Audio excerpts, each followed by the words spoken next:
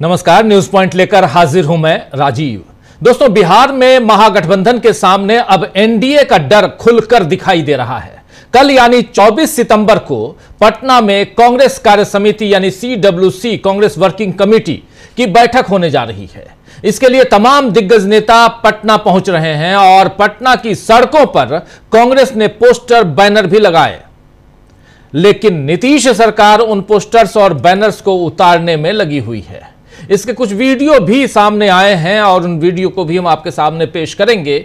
लेकिन इसके साथ साथ कांग्रेस ने वहां लिखा है एक ट्वीट में कि CWC की बैठक से पहले डर गया तानाशाह। उसी वीडियो के साथ CWC मीटिंग से पहले ही डर गया तानाशाह। ये पटना स्थान जो है, पटना बिहार कांग्रेस ने इस ट्वीट को किया है और इसमें वही दिखाते हुए कि कैसे बैनर पोस्टर फाड़े जा रहे हैं, हटाए जा रहे हैं।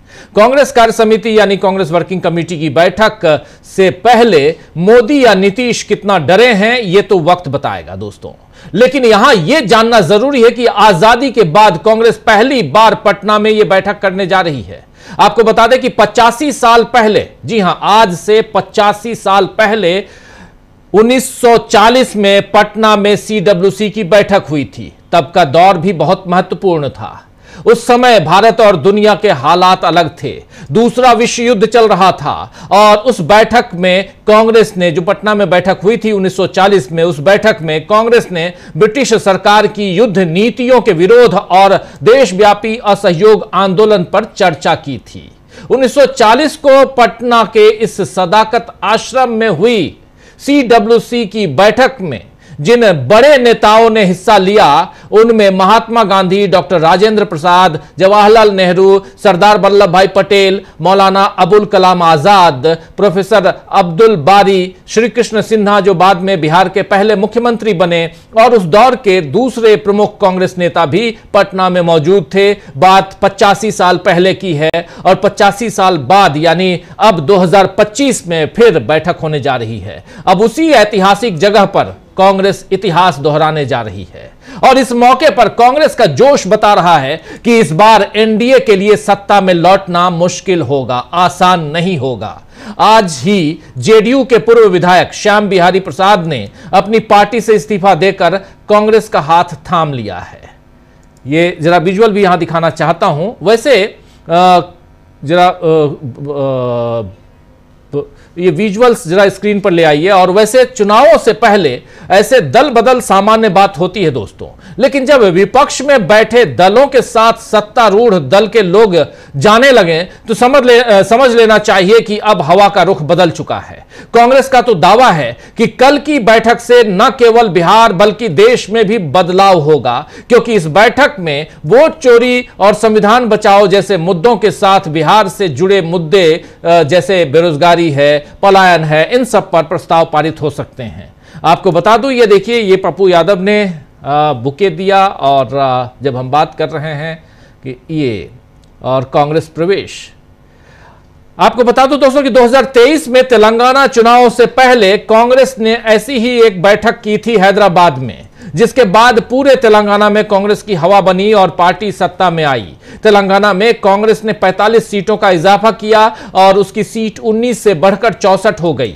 बिहार में बेशक कांग्रेस गठबंधन में है, लेकिन पिछली बार की तुलना में उसकी स्थिति, उसकी हालत मजबूत दिख रही है और इस बैठक के बाद महागठबंधन की सरकार बनाने की दिशा में बड़ा कदम उठाया जाएगा, ऐसा माना जा रहा है। वैसे कल की बैठक से पहले आज महागठबंधन के नेताओं ने भी बैठक की और कहा जा रहा है कि इसमें सीट बंटवारे पर अहम चर्चा हुई है। हालांकि इसका खुलासा अभी नहीं किया गया है। और कल की बैठक पर उधर महागठबंधन के ही नेता और भाकपा माले के प्रमुख दीपांकर भट्टाचार्य ने कांग्रेस की CWC की बैठक पर क्या कुछ कहा है, आइए जरा सुन लीजिए। हो जाएगी, बस इसी महीने में सब कुछ हो जाएगा। चुनाव बस आ ही रहा है, चुनाव के साथ सब हो जाएगा। हो जाएगी, बस इसी महीने में सब कुछ हो जाएगा। चुनाव बस आ ही रहा है, चुनाव के साथ। तो इसी महीने में गठबंधन के बाद जब ये गठबंधन की बैठक के बाद निकल कर जा रहे थे तो इनसे पूछा गया कि सीटों के बंटवारे को लेकर आप क्या कहेंगे, तो इस पर यह बयान था। इनका बयान एक और भी है जिसमें उन्होंने सीडब्ल्यूसी की बैठक के बारे में बताया। खैर वो भी आपको बाद में सुनाएंगे, लेकिन कल की बैठक के बाद 26 सितंबर को प्रियंका गांधी मोतिहारी में रैली करने वाली हैं और इस बारे में पप्पू यादव ने कहा है कि इन सब से कांग्रेस को नई ऊर्जा मिलने वाली है। आइए जरा पप्पू यादव को सुनते हैं।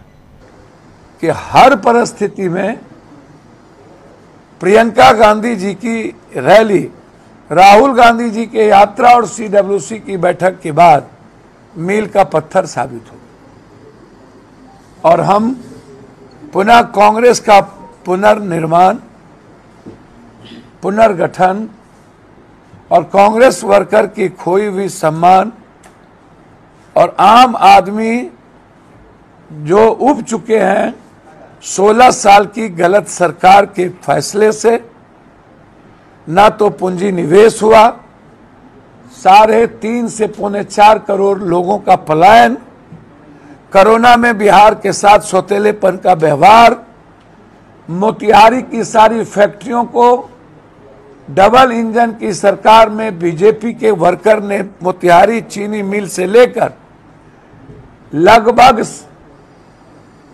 हमारे रजगरिया साहब की जमीन से लेकर गिद्ध दृष्टि और हमारी जमीन को 1 रुपया में अदानी को देने की भूमिका, मात्र 1 रुपया में कहलगांव।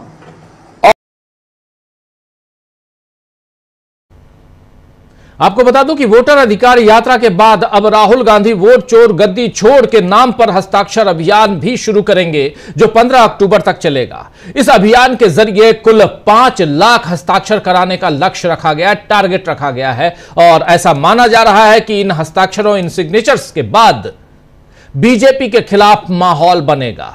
वैसे राहुल गांधी ने अब वोट चोरी के मुद्दे को बेरोजगारी से भी जोड़ दिया है। आज राहुल गांधी ने एक पोस्ट में क्या कुछ लिखा है, आइए जरा आपके सामने रखना चाहता हूं।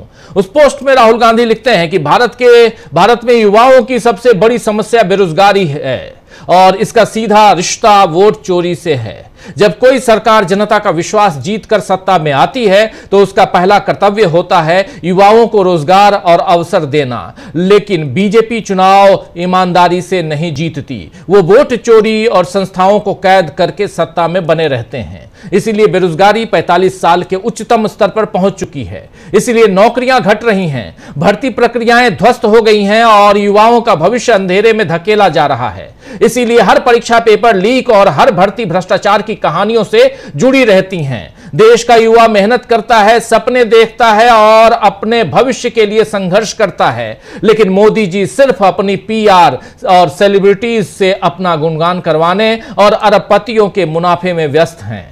युवाओं की उम्मीदों को तोड़ना और उन्हें हताश करना इस सरकार की पहचान बन चुकी है। अब हालात बदल रहे हैं। भारत का युवा समझ चुका है कि असली लड़ाई सिर्फ नौकरियों की नहीं बल्कि वोट चोरी के खिलाफ है, क्योंकि जब तक चुनाव चोरी होते रहेंगे तब तक बेरोजगारी और भ्रष्टाचार भी बढ़ते रहेंगे।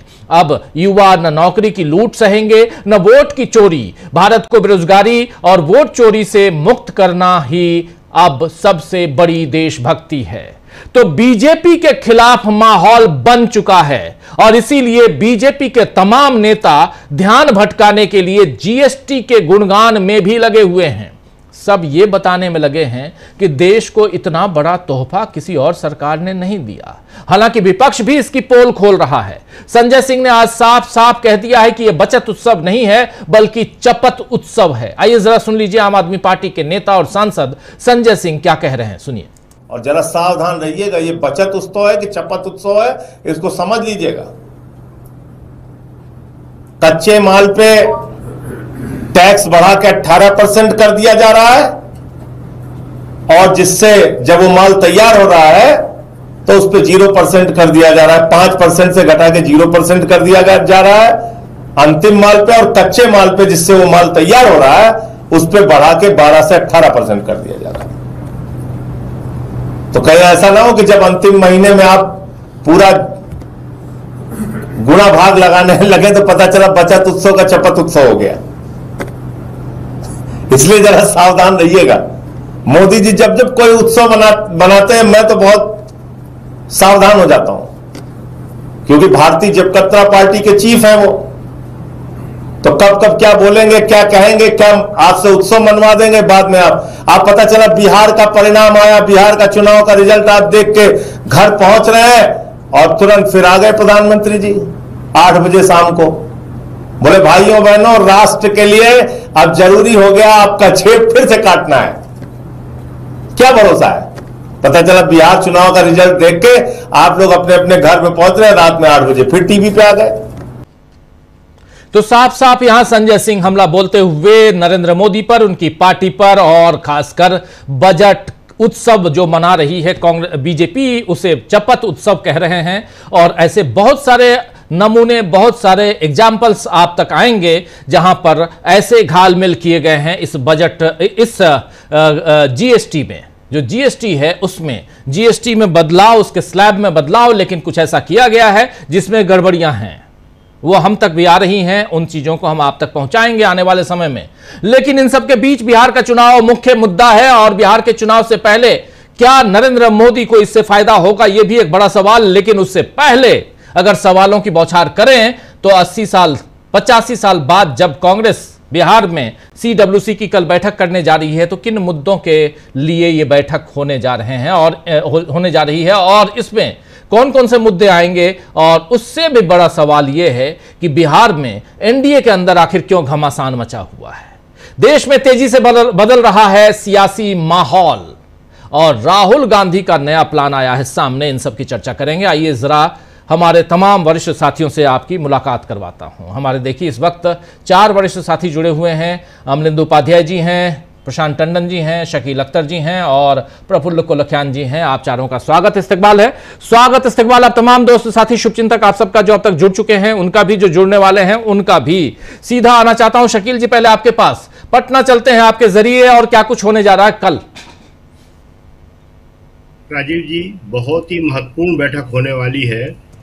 ये कांग्रेस की विस्तारित सीडब्ल्यूसी है, एक्सटेंडेड का मतलब होता है कि सीडब्ल्यूसी के मेंबर के अलावा जितने भी प्रदेश अध्यक्ष हैं वो, जितने भी विधायक दल के नेता हैं वो, फ्रंटल ऑर्गेनाइजेशन के जो हेड हैं वो, जो दूसरे डिपार्टमेंट हैं कांग्रेस के उनके हेड हैं। मतलब कि एक बहुत बड़ा नेताओं का जमावड़ा होने वाला है। और जिसमें सबसे महत्वपूर्ण बात यह है कि इसमें चुनाव के ऊपर तो बात होगी, साथ ही पूरे देश से बीजेपी को किस तरह उखाड़ना है कांग्रेस नेता उसका भी आह्वान करेंगे। कांग्रेस जो है बिहार को एक टर्निंग पॉइंट बनाने जा रही है कि बिहार के जरिए वो पूरे देश में संदेश देगी कि बिहार ने ही पहले भी सत्ता परिवर्तन किया है। बिहार ही वो है जहां पे महात्मा गांधी ने अपने आंदोलन की शुरुआत की थी और ये वहीं से होने वाला है। थोड़ा सा हम आपको बता दें कि बैठक जो है ये सदाकत आश्रम में होने वाली है और ये सदाकत आश्रम वो है जहां पे आज़ादी के पहले से कांग्रेस की और स्वतंत्रता संग्राम की गतिविधियां चलती रही हैं। बहुत पुरानी जगह है सदाकत आश्रम पटना के अंदर, और कांग्रेस का मुख्यालय यहीं पे है। दूसरी बात जो आपने कहा कि कौन कौन से मुद्दे होंगे, कांग्रेस सारे मुद्दों को एड्रेस करने वाली है। सबसे बड़ा मुद्दा बेरोजगारी का है, जिसके लिए राहुल ने कह दिया है कि वोट चोरी और बेरोजगारी एक ही सिक्के के 2 पहलू हैं। इसके अलावा बिहार से पलायन एक बहुत बड़ा मुद्दा है। 20 साल हो गए हैं नीतीश कुमार की वहां सरकार को, 11 साल हो गए हैं मोदी जी की सरकार को, मगर मोदी जी और नीतीश कुमार अभी जाके वहां इस तरह से बोलते हैं जैसे कि उनकी सरकार पहली बार आने वाली हो, कि हमारी सरकार आएगी तो हम एक विकसित बिहार बना देंगे। 20 साल में नहीं बनाया, 11 साल में नहीं बनाया। तो ये सारे मुद्दे जो हैं वहाँ से राहुल गांधी, कांग्रेस अध्यक्ष खड़गे जी और बाकी जितने भी नेता वहाँ पहुँचने वाले हैं वो सब इसको एड्रेस करेंगे। दूसरी एक खास बात मोतिहारी की रैली है। पहले मोतिहारी की रैली इसमें शामिल नहीं थी, लेकिन अब वहाँ पे मोतिहारी में एक रैली कांग्रेस कर रही है और एक बहुत ही अच्छी बात है जो इस सीडब्ल्यूसी के ख़त्म होने के बाद होगी। यहाँ से कांग्रेस एक बड़ा संदेश देगी कि बिहार में वो और जनता आरजेडी मिलके चुनाव लड़ रहे हैं, साथ में सीपीआई एमएलए और बाकी जितने भी दल हैं वो हैं। और ये एक मौका ऐसा है कि अगर बिहार से आपने उखाड़ फेंका बीजेपी को, अगर यहाँ से आपने हरा दिया, तो ये बेरोजगारी, ये पलायन, ये भ्रष्टाचार और दूसरी तमाम समस्याएं जो हैं उनके खात्मे की शुरुआत हो जाएगी। अब दूसरी तरफ आप देखिए कि किस तरह से वहां पे बीजेपी और नीतीश सरकार घबराई हुई है कि युवा कांग्रेस के अध्यक्ष को उठा के ले गई वो वहां से। कांग्रेस के लोगों को वहां पे मारा पीटा जा रहा है। जो लोग वहां आ रहे थे उनके रास्ते में बाधाएं डाली जा रही हैं। कई नेता जो वहां पहुंच रहे हैं वो बता रहे हैं कि ट्रैफिक जाम लगा हुआ है जगह जगह पे। तो ये सारी चीजें जो हैं ये बता रही है कि वहां पे नीतीश तो घबराई हुई हैं, मगर नीतीश की अब हैसियत क्या है, जो कर रहा है वो सारा का सारा बीजेपी कर रही है। इसके साथ जो एसआईआर का मुद्दा है उसको भी फिर से यहाँ से ताज़ा किया जाएगा और आगे बढ़ाया जाएगा, क्योंकि एसआईआर एक ऐसी चीज़ है जिसमें राहुल ने काफ़ी बढ़त हासिल की है। वोट चोरी की उनकी जो 2 प्रेस कॉन्फ्रेंसें हैं उसने पूरे देश का माहौल बदल दिया है और लोग अब उनकी तीसरी प्रेस कॉन्फ्रेंस का इंतजार कर रहे हैं कि जिसमें वो विस्तार से, डिटेल से एक ऐसा वाकया बताने वाले हैं जिससे राहुल के शब्दों में किसी सबूत की फिर और जरूरत नहीं रह जाएगी। वो अपने आप में स्वयं सिद्ध होगा कि किस तरह मोदी जो है वोट चोरी करके सरकार बनाते हैं। तो कल की जो विस्तारित कांग्रेस की सीडब्ल्यूसी की मीटिंग है, यहाँ थोड़ा सा और बता दें दर्शकों को एक बात कि सीडब्ल्यूसी जो है कांग्रेस वर्किंग कमेटी, ये कांग्रेस की सर्वोच्च नीति निर्धारक इकाई है, सबसे बड़ी डिसीजन मेकिंग इकाई है। जो पार्टी के अंदर जो भी डिसीजन होता है वो डिसीजन सीडब्ल्यूसी लेती है और उसके बाद उसको इम्प्लीमेंट करने का काम वो कांग्रेस अध्यक्ष का होता है। ये कांग्रेस की व्यवस्थाएं हैं, ये कांग्रेस का संविधान कहता है। तो इसलिए सीडब्ल्यूसी वह महत्वपूर्ण बैठक करने जा रही है और इसके लिए करीब करीब सारे नेता वहां पहुंच गए हैं। जो बड़े नेता हैं वो कल सुबह वहां पहुंच जाएंगे। जी राजीव जी बिल्कुल, आते हैं दोबारा आपके पास। शकील जी, जरा प्रफुल्ल कोलखियान जी आपके पास आना चाहता हूं। बिहार को बहुत नजदीक से आप जानते हैं, समझते हैं। बिहार के जो सियासी हालात हैं इस वक्त, उसके मद्देनजर अगर सीडब्ल्यूसी यानी कांग्रेस वर्किंग कमेटी की जो कल बैठक होने जा रही है, उस बैठक की अगर समीक्षा की जाए, उसका विश्लेषण किया जाए, तो क्या कुछ निकल के आता है? कैसे आप देखते हैं इसको? 85 साल बाद पटना में, और कह रही है कांग्रेस की आजादी की दूसरी लड़ाई हम छेड़ने जा रहे हैं कल से इस बैठक के बाद। कैसे देखा जाए? कांग्रेस बिल्कुल सही कह रही है कि आजादी की दूसरी लड़ाई वे छेड़ रही है। तो आजादी की पहली लड़ाई के संदर्भ में 1940 में जो बैठक हुई थी, हमें उसे याद करना चाहिए।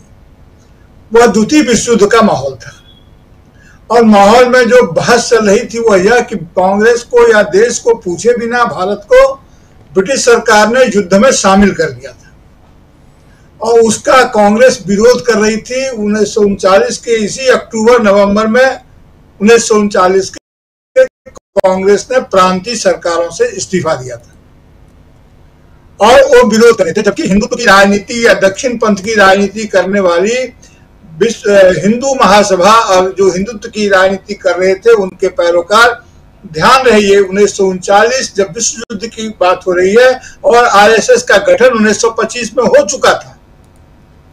हालांकि राजनीति में वो भागीदारी नहीं कर रही थी, लेकिन जो हिंदू महासभा जो भागीदारी कर रही थी वह प्रांतीय सरकारों से जब कांग्रेस ने इस्तीफा दिया इसी मुद्दे पर, तो उन लोगों ने पत्र जारी किया कि विश्व हिंदू महासभा को इस अवसर को नहीं छोड़ना चाहिए और उन्होंने इस आपदा में अवसर ढूंढ लिया तब से और वो मुस्लिम लीग के साथ सरकार बना लिए। और जहां तक मेरी जानकारी में है कि सिंध में मुस्लिम लीग की सरकार ने ही पहली बार किसी औपचारिक सदन से पाकिस्तान के प्रस्ताव को पारित किया था, समर्थन दिया था। तो ये ऐतिहासिक पृष्ठभूमि है वो उसकी। आपको याद होगा, मैं एक बार फिर याद दिलाऊं कि कांग्रेस कृतज्ञ नहीं है, कांग्रेस अपने पुरखों को याद करती है। जिस सदाकत आश्रम में मीटिंग हो रही है उस सदाकत आश्रम की जमीन 1920-21 में खैरू मियां ने दिया था, जो मजरुल हक के परम मित्र थे और उन्होंने इस जमीन को दिया था। तो इसका प्रतीकी महत्व बहुत जबरदस्त है जी। कि उसमें और वहां पर जाकर के ही क्विट इंडिया मूवमेंट जो 1942 में हुआ उसकी रूपरेखा उसी कांग्रेस में वहां पर उसी CWC की मीटिंग में तय हुई थी और वहीं पर उसकी रूपरेखा बनी और जिसका आप जानते ही हैं कि न सिर्फ हिंदू महासभा या हिंदुत्व की राजनीति करने वाले लोगों ने बल्कि कम्युनिस्टों ने भी 1942 के भारत छोड़ो आंदोलन का क्विट इंडिया मूवमेंट का विरोधी किया था। किसी ने कम, किसी ने ज्यादा, किसी ने कोई शर्त लगा करके, किसी ने बहाना लगाकर, लेकिन ये हकीकत है। और उस समय से जो प्रफुल्ल जी मैं थोड़ा अपडेट कर देना चाहता हूं, पटना एयरपोर्ट पे पहुंच चुके हैं यहां कांग्रेस पार्टी के राष्ट्रीय अध्यक्ष मल्लिकार्जुन खड़गे। ये विजुअल आप देख रहे हैं, ये तस्वीरें पटना एयरपोर्ट की, पटना पहुंच चुके हैं मल्लिकार्जुन खड़गे। कल की जबरदस्त तैयारियां हैं और वहां से जो विजुअल्स आ रहे हैं और वहां सड़कों के विजुअल्स भी हम थोड़ी देर में आपको दिखाएंगे। बैनर पोस्टर से पटे हुए जो रास्ते हैं वो आपको दिखाएंगे हम। और सदाकत आश्रम जिसके बारे में बता रहे हैं प्रफुल्ल कोलख्यान जी, एक ऐतिहासिक जगह है और इस ऐतिहासिक जगह का की पृष्ठभूमि बता रहे हैं प्रफुल्ल कोलख्यान जी कि कैसे ये जगह दी गई कांग्रेस पार्टी को और यहां 1940 में आजादी के लिए जो एक रूपरेखा तैयार हुई उस लड़ाई को और आगे बढ़ाने के लिए, और उस वक्त जब दुनिया जो है वो दूसरे विश्व युद्ध से जूझ रही थी, उस वक्त यहां पर अंग्रेजों से जूझते हुए इस भारत के लिए, भारत को आजादी दिलाने के लिए जो तैयारियां कांग्रेस पार्टी के तमाम नेताओं ने की थी, जिसमें महात्मा गांधी, जवाहरलाल नेहरू समेत तमाम नेता थे, वरिष्ठ नेता थे, और कैसे यहां से आजादी मिली। और कल क्यों कह रही थी कांग्रेस पार्टी जब इसकी जानकारी दे रही थी कि हम दूसरी लड़ाई छेड़ने जा रहे हैं। प्रफुल्ल जी अपनी बात पूरी कीजिए, फिर आगे आते हैं। हमारे साथ उधर पटना से जुड़ गए हैं हमारे साथी फर्राज शाकिब जी, उनके पास भी चलेंगे, उनसे भी समझेंगे कि पटना में आखिर चल क्या रहा है। फर्राज जी आपका स्वागत है। प्रफुल्ल जी प्लीज। मैं तो ये कह रहा था कि आज जब सत्ताधारी दल एक दूसरे को जमीन हड़पने और जमीन लिखवाने का आरोप लगा रहे हैं, और कांग्रेस का देखिए कि उस समय में खैरू मियां 20 एकड़ जमीन दान कर रहे थे, और पटना उसमें भी कोई छोटा मोटा शहर नहीं था। पटना पाटलिपुत्र से पटना बना है, वह एक देश की बड़ी राजधानी पहले रह चुका था। वहां की जमीन की कीमत को लोग तब भी पहचानते थे, लेकिन खैरू मियां ने दान दिया। उस खैरू मियां को याद किया जाना चाहिए ऐसे ऐसे अवसरों पर, और ये उसका प्रतीकी महत्व है। उसमें जो लिथिगो साहब जो थे हमारे वाइसराय थे, उन्होंने कांग्रेस को मनाने की बहुत चेष्टा की, लेकिन कांग्रेस इस बात को समझ गई कि हम जो है ये हिंदुओं को या हिंदुत्व की राजनीति करने वाले लोगों को, इस्लाम की राजनीति, मुसलमानों की राजनीति करने वाले लोगों को अंग्रेजों ने फोड़ लिया है और कांग्रेस को अपने ही लोगों से लड़ना होगा। और देखिए कि ये वही साल है सर जहां से हिंदू मुसलमान की राजनीति दोनों से कांग्रेस ने एक साथ टकराना कांग्रेस को शुरू हो गया, कांग्रेस की टकराहट शुरू हो गई। और उसके बाद कांग्रेस जब आजादी की लड़ाई में धीरे धीरे आगे बढ़ती गई, तो जो हिंदुत्व की राजनीति थी उनका, और जो बाद में महात्मा गांधी की हत्या में संलिप्तता का आरोप लगने के बाद ये यहाँ शांत हो गए, और मुस्लिम समुदाय की राजनीति को लेकर के जो आगे बढ़ रहे थे, जो घृणा का प्रसार कर रहे थे, पाकिस्तान के हो जाने के बाद थोड़ी देर के लिए वो सहम गए। इस दोनों की जो स्तब्ध क्या बोलते हैं, स्तब्ध हिंदुत्व की राजनीति और सहमी हुई मुस्लिम लीग की राजनीति के बीच से कांग्रेस ने अपनी यात्रा, कठिन यात्रा शुरू की और इस देश को आगे बढ़ाया। आज उस देश को चुनौती है, तो वहां जिस ढंग से क्विट इंडिया मूवमेंट कहा गया था, आज आजादी की दूसरी लड़ाई में भाजपा सत्ता छोड़ो की लड़ाई होगी, और वोट चोरी और बेरोजगारी एक ही वोट चोर गद्दी छोड़, जी वोट चोर गद्दी छोड़ को राहुल गांधी ने बहुत देश में, दोस्तों ये तो समझ लीजिए कि बहुत तेजी से सियासी माहौल बदल रहा है। बिहार चुनाव आते आते चुनाव की घोषणा अगले 10-15 दिनों में हो जाएगी, बिहार के चुनाव की घोषणा। और जी प्रफुल्ल जी, मतलब उधर पेपर चोर गद्दी छोड़ भी हो रहा है। जी उत्तराखंड में उसका भी अभी इसका बहुत डायमेंशन इसका काफी बढ़ गया। वोट चोर गद्दी छोड़ का, गद्दी छोड़ने के बहुत सारे कारण आ गए हैं, मिल रहे हैं अब। जी, गद्दी छोड़ और इसके बहुत सारे कारण हैं, वजहें हैं, इसीलिए उसको हम समझने की कोशिश कर रहे हैं। राहुल गांधी का नया प्लान, युवाओं को जोड़ने का प्लान, और वोट चोर गद्दी छोड़ को बेरोजगारों के साथ कैसे जोड़ा जा रहा है। 5 लाख से ज्यादा सिग्नेचर अभियान में सिग्नेचर करवाने का जो प्लान है वो कैसे, और राहुल गांधी लगातार इस मसले को आगे बढ़ा रहे हैं। एक तरफ ये, लेकिन पटना की सड़कों पे जो चल रहा है, अभी थोड़ी देर पहले आप विजुअल देख रहे थे, कुछ फोटोग्राफ्स आप देख रहे थे कि कैसे वहां, अगर ला सकते हैं स्क्रीन पर तो ले आइए, और सीधे आना चाहता हूं। ये देखिए, ये तस्वीरें राजेश राम जी जो वहां बिहार कांग्रेस पार्टी के अध्यक्ष हैं वो खुद लगे हुए हैं। ये तस्वीरें अलका लांबा दिखाई दे रही हैं, और यहां कांग्रेस पार्टी अपने झंडे के साथ और एक उत्साह बढ़ाने की कोशिश है अपने तमाम साथियों के बीच, कार्यकर्ताओं के बीच। इसकी जरूरत भी है जब ऑलरेडी पहुंच चुके हैं कांग्रेस पार्टी के अध्यक्ष वहां पे। लेकिन फराज शाकिब जी, क्या कुछ खबर आ रही है अंदर खाने से? आज महागठबंधन की बैठक हुई है और उस बैठक से में पैरेलली चर्चा चल रही है सीटों के बंटवारे की, ये तो साफ दिखाई दे रहा है। और अगले 10 दिनों में यह भी कहा जा रहा है कि वो बंटवारे की घोषणा हम कर देंगे।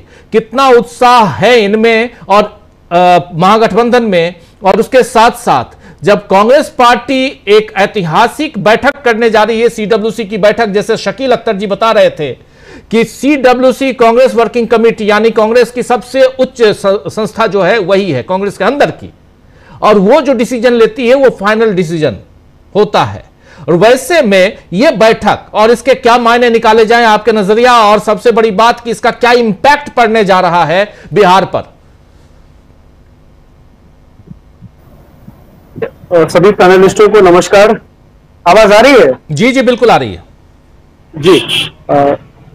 देखिए, आजादी के बाद ये पहला मौका है जब पटना में सीडब्ल्यूसी की बैठक होने वाली है। 3 दशकों में जो कांग्रेस कभी 2000 लोगों को अपने प्रोग्राम में इकट्ठा नहीं कर सकती थी पिछले 3 दशकों में, आज वो कांग्रेस 2025 में अगर अपने संगठन की सबसे बड़ी नीति निर्धारक इकाई की बैठक कर रही है पटना में, तो इसका एक बहुत बड़ा संदेश है, बहुत बड़ा मैसेज है बिहार की जनता को भी और खुद कांग्रेस पार्टी के अंदर भी, और जो कांग्रेस के नीति निर्धारक हैं उनको भी, कि ये बिहार का चुनाव अब कांग्रेस बहुत फॉर ग्रांटेड लेने नहीं जा रही है। इसका मतलब साफ है कि अब अन्य राज्यों की तरह, जिस तरह से कांग्रेस राजस्थान में अकेले चुनाव लड़ने पर जितना सीरियस कांग्रेस चुनाव को लेती है, मध्य प्रदेश में कांग्रेस जब अकेले चुनाव लड़ती है तो उस वक्त कांग्रेस जितना सीरियसली चुनाव लड़ती है, उसी वक्त बिहार में भले ही वो गठबंधन के साथ चुनाव लड़ेगी, लेकिन उसकी सीरियसनेस जो है, उसकी गंभीरता में कोई कमी नहीं होगी। और वो किसी डिपेंड अलायंस पार्टनर के साथ जो है, वो अलायंस पार्टनर को भी ये मैसेज देना चाहती है कि आप जितने संजीदा हैं बिहार को लेकर के, हम भी बिहार के मुद्दों पर उतने ही संजीदा हैं, हमारा नेतृत्व भी उतना ही संजीदा है। सबसे अहम बात यह है कि अभी इस सीडब्ल्यूसी की बैठक का जो एजेंडा तय किया गया है वो वोट चोरी का मुद्दा है, जातिगत आरक्षण का, जातिगत जनगणना का मुद्दा है, 50% आरक्षण को की कैपिंग को हटाने का मुद्दा है, निजीकरण का मुद्दा है, सामाजिक न्याय का मुद्दा है। ये तमाम चीजें जो पैन इंडिया सोसाइटी को जो है इंपैक्ट करेंगी, वो तमाम मुद्दे और खास के बिहार से जुड़े हुए ये मुद्दे हैं, जिसको कांग्रेस पूरी तरह से मेरे ख्याल से सोसाइटी में पेनिट्रेट करने की कोशिश कर रही है। और लाख भारतीय जनता पार्टी के घुसपैठी और नवरात्रा में मटन और इन तमाम जो हिंदुत्व के एजेंडे पर जाने वाले मुद्दे हैं, उनको दरकिनार करते हुए उनको मजबूर कर रही है अपनी पिच पर आके जवाब देने के लिए। अपने जो मुद्दे हैं, उनके जो जनता से जुड़े हुए मुद्दे हैं, उस पर एनडीए गठबंधन को घेरने की जो कवायद चल रही है, उसको एक तरह से ये नैतिक बल मिलेगा कल। और आपको मैं बता दूं, अभी प्रफुल्ल सर बता रहे थे कि पेपर चोर गद्दी छोड़ का नारा भी उत्तराखंड में गूंज रहा है। आज बिहार में यूथ कांग्रेस के लोगों ने प्रदर्शन किया है। अडानी को जो जमीन Pirpainti power project, thermal power project के लिए दी गई है 1 रुपए प्रति एकड़ के हिसाब से, उसको लेकर के, और आज पटना की सड़कों पर जमीन चोर गद्दी छोड़ के नारे भी लगाए गए हैं। तो ये अडानी वाला जो मुद्दा है, इसको भी कांग्रेस सीडब्ल्यूसी में उठाने जा रही है, अपनी इस बैठक में उठाने जा रही है। और एक सबसे महत्वपूर्ण इस बैठक का ये पहलू है, मैं आपको बता दूं, पूरी जिम्मेदारी से मैं आपको बता रहा हूं कि बीच बीच में मोदी मीडिया ये खबरें चलाता है कि आरजेडी और कांग्रेस में रिफ्ट की बातें हैं, तनाव बढ़ रहा है, अंदर खाने संघर्ष बढ़ रहा है, सीटों को लेकर के सहमति नहीं बन पा रही है, इसलिए तेजस्वी यादव ने अकेले यात्रा निकाली, ये तमाम बातें हैं। इस बैठक का सबसे सकारात्मक पहलू मैं ये समझता हूं कि जैसी कि सूचना है कि इस बैठक में सोनिया गांधी भी शामिल होने जा रही हैं, और आप यकीन जानिए राजीव भाई, सोनिया गांधी अगर पटना आती हैं तो उनका कोई कार्यक्रम मीटिंग के बाद हो या ना हो, लेकिन वो निश्चित रूप से लालू यादव के आवास पर जाकर लालू यादव जी का कुशल क्षेम पूछेंगी। लालू यादव से उनकी 5 मिनट की ही सही वो मुलाकात जरूर होगी, इसकी पूरी आशंका है और इसकी पूरी चर्चा भी है। और लालू यादव और सोनिया गांधी अगर 10 मिनट बैठ जाएंगे एक ड्राइंग रूम में और 10 मिनट की उनकी आपस की अगर बातचीत हो जाती है, तो ये सीटों का जो मुद्दा जिस पर जो मीडिया जिस पर बवेला खड़ा कर रहा है कि वो सुलझ नहीं रहा है और वो तमाम चीजें, वो सब कुछ बहुत स्मूथली सॉल्व हो जाएंगे। इतना स्मूथली सॉल्व होंगी कि एनडीए को इसका अंदाजा नहीं हो पाएगा कि कितनी आसानी से चीजें हल हो गई हैं। और इसमें एक चीज और, एक आप तमाम घटक दलों के बीच में यह भी सहमति बन चुकी है कि एक और दल है इंडियन इनकलाब पार्टी, आईपी गुप्ता साहब की पार्टी है, पान तांती तत्वा समाज जो है बिहार का, जिसकी ये डिमांड है कि पहले वो एससी कम्युनिटी में था, बाद में उसको नीतीश कुमार ने नोटिफिकेशन निकाल के ईबीसी कम्युनिटी में डाल दिया है। अब वापस से उनको एससी कम्युनिटी में जाने के लिए वो संघर्ष कर रहे हैं, और आईपी गुप्ता जो है इस संघर्ष के सूत्रधार हैं, उनको भी महागठबंधन में शामिल करने की कवायद चल रही है। और ये चर्चा है कि कांग्रेस भी कुछ सीटें छोड़ेगी और आरजेडी भी अपने पुराना जो उनका फॉर्मूला था सीट शेयरिंग का, उससे थोड़ा थोड़ा सीटें छोड़ करके आईपी गुप्ता को भी महागठबंधन में एकोमोडेट किया जाएगा। और बहुत संभव है कि कल इसकी घोषणा भी हो जाए, कल नहीं तो परसों आने वाले 1-2 दिन में इसकी घोषणा हो जाए। और ये चर्चा जो है कि प्रियंका गांधी मोतिहारी में 26 तारीख को सभा करने वाली है, तो ये बहुत स्पष्ट मैसेज कांग्रेस बिहार की जनता को देना चाहती है। लोगों का ये मानना है कि मोतिहारी में कांग्रेस की कोई जमीन नहीं है, कांग्रेस के पास सीटें नहीं है, वो तो एनडीए का गढ़ है। और खासकर अगर इंडिया गठबंधन के ब्लॉक में अगर कुछ है भी तो वहां चनपटिया की सीट राजद की सीट है, और एक और सीट है वहां से राजद के विधायक हैं। तो राजद का जनाधार जहां पर है वहां प्रियंका गांधी जाकर के क्यों सभा कर रही है। तो ये असल में ये वोटों से मतलब आप कह सकते हैं कि वोट जनता के वोट से ज्यादा महत्व इस बात की मैसेजिंग को लेकर के है कि हम गांधी को मानने वाले लोग हैं और हम गांधी के रास्ते पर बिहार के चुनाव में जाना चाहते हैं। और शायद प्रियंका गांधी चंपारण की धरती से बिहार के लोगों को यही मैसेज देना चाहती हैं कि हम गांधी के तरीके से बिहार के चुनाव को लड़ेंगे। और आज अखिलेश सिंह का जो पूर्व प्रदेश अध्यक्ष है कांग्रेस का, उनका यह बयान भी आया है तो हम लोग गांधी को मानने वाले लोग हैं और हम गांधीवादी तरीके से चुनाव में जाएंगे और हम जनता के सवालों को लेकर के आते हैं, दोबारा आपके पास आते हैं। प्रशांत टंडन जी, जरा आपके पास, आप हमारे 3 साथियों की बातें सुन रहे थे, जरा ये राहुल गांधी की जो वोट चोर गद्दी छोड़, ये लगता है मुझे जैसा फील हो रहा है कि ये CWC की बैठक में ये सबसे बड़ा मुद्दा और इस बात को आगे बढ़ाने की रणनीति पे भी काम होगा, क्योंकि बिहार में इसका काफ़ी इम्पैक्ट हुआ है, जन जन तक, गांव तक, आखिरी पंक्ति के आखिरी इंसान तक, आखिरी वोटर तक, ये बात बच्चे बच्चे तक ये बात पहुंचाने में महागठबंधन और खासकर राहुल और तेजस्वी यादव सफल हुए हैं। तो एक तो ये, दूसरा युवाओं पर जोर लगातार जब से उन्होंने जेन जी कहा है, जब से उन्होंने स्टूडेंट्स का आह्वान किया, जब से उन्होंने युवाओं की बात की है, तब से दिखाई दे रहा है कि राहुल गांधी एक दूसरे फोकस की तरफ, यानी जेन जी प्लस यहां वोट चोर गद्दी छोड़, इन दोनों को जोड़ा जाए। बिहार का चुनाव जरा उस हिसाब से बताइए। और बिहार का चुनाव तो एक कह सकते हैं लिटमस टेस्ट है, उसके बाद 5 राज्यों के चुनाव हैं जिसमें असम सबसे इंपॉर्टेंट होने जा रहा है इनके लिए, नरेंद्र मोदी के लिए। असम कह रहा हूं मैं, क्योंकि असम से ही पूरे देश को आज की तारीख में कंट्रोल करने की कोशिश होती है। जहां कहीं पुलिस भेजना है तो असम की पुलिस आ जाती है, किसी के ऊपर FIR करवाना है तो असम से FIR करवा दिया जाता है। ये सब कुछ हम लोगों ने देखा है। इसलिए उस लिहाज से अगले साल जो शुरुआत में होना है असम का चुनाव, उसके बाद पश्चिम बंगाल का चुनाव, उसके बाद उसी के साथ साथ तमिलनाडु, पुदुचेरी, केरल का चुनाव, दक्षिण भारत से कुछ नहीं मिलना ये तो समझ में आता है, लेकिन पूर्वोत्तर से, पूर्व भारत से, पूर्वी भारत में एक जगह जहां राज कर रही है बीजेपी वो है असम। इसलिए, और दूसरा यहां बिहार जो लिटमस टेस्ट है, कैसे देखते हैं? जी राजीव जी, असम की बात मैं सेकंड राउंड में करूंगा। जी बिल्कुल, बहुत इंपॉर्टेंट डेवलपमेंट असम में हो रहे हैं, लेकिन बिहार की बात पहले की जाए। बिहार में ये चुनाव बहुत ऐतिहासिक है और वर्किंग कमेटी की मीटिंग बहुत ऐतिहासिक है। जरा देखिए कि बिहार के साथ हुआ क्या है। वो बिहार जिसने बुद्ध को ज्ञान दिया, वो बिहार जिसने आज़ादी की लड़ाई की जो है लौ जलाई चंपारण से, वो बिहार जिसने जयप्रकाश नारायण दिए और वो क्रांति हुई युवाओं की, जिसके बाद इमरजेंसी लगती है और फिर जनता सरकार आती है पहली बार। उसी बिहार में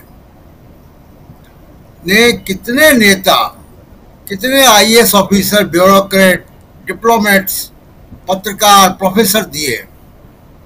लेकिन आज जब गिनती होती है आर्थिक रूप से पिछड़े हुए प्रदेशों की, जिनको बीमारू राज्य कहा जाता है, उसमें बिहार का नाम सबसे पहले आता है। ये बड़ी विडंबना है कि वो बिहार जिसने इतना टैलेंट दिया, इतने बड़े बड़े नेता दिए, इतने वैज्ञानिक, प्रोफेसर, राष्ट्रपति, पहला राष्ट्रपति बिहार से भारत का, लेकिन उसके बाद भी बिहार के ऊपर वो तवज्जो नहीं गया। और पिछले 20-25 साल में जब टेक्नोलॉजी और मॉडर्न इकोनॉमी, ग्लोबलाइज इकोनॉमी का पूरी आंधी पूरे देश में है, बिहार उससे अछूता रह गया। तो आज बिहार के युवाओं के सामने एक बहुत ऐतिहासिक मोड़ पे बिहार का युवा खड़ा है, बिहार के लोग खड़े हैं कि इस गलती को अब वो अपने वोट के जरिए सुधार सकते हैं। और इस लिहाज से वर्किंग कमेटी की मीटिंग बहुत इंपॉर्टेंट है। दूसरा कि जो मोदी जी का एक वो है पीएचडी जिस पे हेडलाइन मैनेजमेंट, तो वर्किंग कमेटी की बैठक करने पे हेडलाइन मैनेजमेंट भी होता है। वहाँ के अखबार, वहाँ का मीडिया, जो मीटिंग होगी तो वहाँ पे ये कंटेंट जनरेट होगा, हेडलाइंस बनेंगी, सोशल मीडिया में जाएगा चीज़ें, वो सब चीज़ें तो होंगी। तो बिहार फोकस में है और महागठबंधन ने, कांग्रेस, आरजेडी, सब पार्टियों ने मिलके, सीपीआईएमएल, वीआईपी, पहला गोल तो देखिए कर दिया है। यानी चुनाव घोषित होने से पहले ही बढ़त उन्होंने ले ली है। जहां तक मुद्दों का मामला है, जहां तक परसेप्शन का मामला है, वो बढ़त ले ली है। दूसरा कि राहुल गांधी, देखिए पहली जो बड़ी जीत हुई है वो ये हुई है कि चुनाव आयोग अब डिफेंसिव है, रक्षात्मक है। अब एसआईआर को लोग वोट चोरी के नाम से जान रहे हैं। अब एसआईआर का नाम ही वोट चोरी हो गया है। बिहार के तमाम लोग अब एसआईआर को वोट चोरी कह रहे हैं। अखबारों की सुर्खियां भी यही कह रही हैं, मीडिया भी यही कह रहा है। तो वोट चोरी जो शब्द चला गया जनता के बीच में, इससे इलेक्शन कमीशन को बहुत दिक्कत होगी। इलेक्शन कमीशन कमर कस ले कि बीजेपी को जिताना है, वोटर से 65 लाख लोग हटाने हैं वोटर आईडी से। उसके बावजूद मैं कह रहा हूं कि अगर चुनाव आयोग ने कुछ किया गड़बड़ और एक पक्षी होकर काम किया, जैसा कि वो चुनाव आयोग कर रहा है राजीव कुमार से लेकर ज्ञानेश कुमार तक, तो बिहार में बड़ी डिफरेंट तरीके की सूरत हाल हमको दिखाई देगी। क्योंकि अब लोगों के बीच में ये वोट चोरी का मुद्दा जा चुका है और तमाम वो लोग बहुत गुस्से में हैं जिनके नाम कटे हुए हैं। 1 तारीख को जब नया मतदाता सूची आएगी, उसके बाद आप देखिए कि बिहार में होता क्या है जी। दूसरा कि जहां तक इंडिया गठबंधन का सवाल है, माफ कीजिएगा, एनडीए का सवाल है। एनडीए में उनके पास, मोदी जी के पास अभी तक, देखिए उन्होंने मुद्दों पे एक्सपेरिमेंट किया। हिंदू मुसलमान उनका पुराना मुद्दा है। हिंदू मुसलमान बिहार में नहीं चलता है। अब वो माता जी को लेकर आए और अपनी माँ, उनकी माँ को लेकर मुद्दा बनाने की कोशिश की गई। आप देखिए कि धीमे से पिछले 2-3 दिन से उसमें से हट गए और वो टेस्ट बलून वापस आ गया बिना किसी परिणाम के। अब जीएसटी का मामला लेकर आए। जीएसटी का आप 127 लाख करोड़ रुपया आप ले चुके जनता से। अब आप राहत के नाम पे कुछ कर रहे हैं। जो आज संजय सिंह बात कर रहे हैं कि किसी किसी प्रोडक्ट पे जो है जीएसटी कम कर दी गई लेकिन उसके रॉ मटेरियल पे जीएसटी बढ़ी है, ये एग्जाम्पल कल मैंने दिया था जी कि कैसे जो पैकेजिंग है, पैकेजिंग पे 6% हुआ है और पैकेजिंग का जो रॉ मटेरियल है उसको 12 से 18% कर दिया गया है। अब हम कुछ भी सामान खरीदें, बिजली का बल्ब खरीदें, चाहे कपड़े खरीदें, चाहे जूता खरीदें, कुछ भी खरीदें, पैकेजिंग तो होती है। वो पैकेजिंग कोई फैक्ट्री वाला अपने घर से नहीं देगा, वो उस कॉस्ट में इंक्लूडेड होता है। तो ये तो सिर्फ एक एग्जांपल है। और खासकर ऑनलाइन जो कि बहुत बड़ा आज की तारीख में बेस है कंज्यूमर गुड्स का, और उसका सीधा असर पैकेजिंग पे पड़ता है। तो ये तो एक एग्जांपल, अभी आगे आने दीजिए कि कैसे कैसे चीज़ें होंगी। तो ये जो बचत उत्सव है इस पे अब नरेंद्र मोदी जी ने पूरा बैंक किया है, लेकिन उनकी एक दिक्कत क्या है? उनकी एक दिक्कत ये है कि उनके पास मुख्यमंत्री का चेहरा नहीं है जी। नीतीश कुमार को मुख्यमंत्री का चेहरा वो नहीं बनाना चाहते, नहीं बनाएंगे तो उसका बहुत उल्टा असर होगा। और नीतीश कुमार को अगर लगेगा कि उनको चेहरा नहीं बना रहे, नीतीश कुमार भी राजनीतिक हैं, उनको ही मालूम है कि कैसे चीज़ों को करना है, लेकिन बगैर चेहरे के अगर वो जाएंगे तो दिक्कत होगी। प्रशांत किशोर नाम के एक बड़े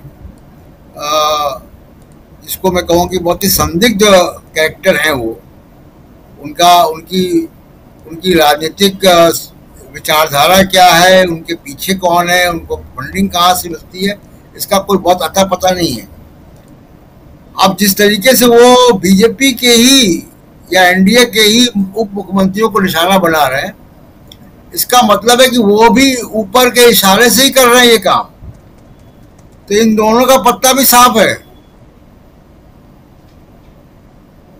बड़ा शाकिब जी कुछ जोड़ रहे हैं, फिर मैं बात करता हूं। जी शाकिब जी कुछ जोड़ रहे हैं आप?